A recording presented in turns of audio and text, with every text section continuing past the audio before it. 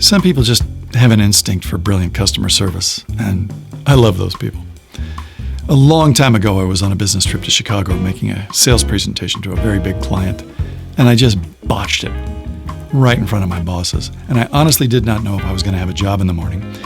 And I couldn't sleep that night, naturally, so I went down into the hotel bar super late.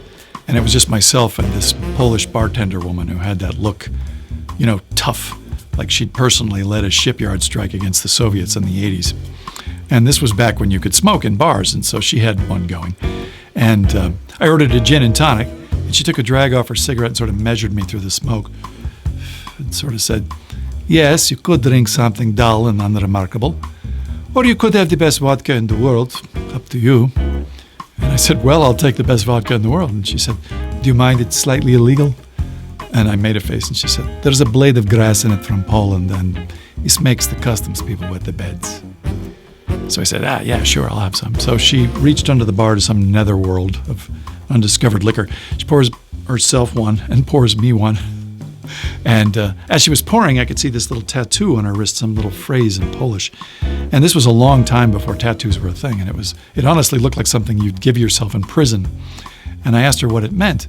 And she said, 20,000 years ago, odds are good you get killed by a tiger or bear, or you fall through the ice, And we're here because back then we learned to freak out about danger because everything was trying to kill you.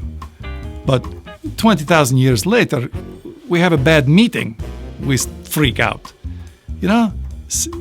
But it's not going to kill us, okay? So he says, "Nie ma tygrysa." There is no tiger.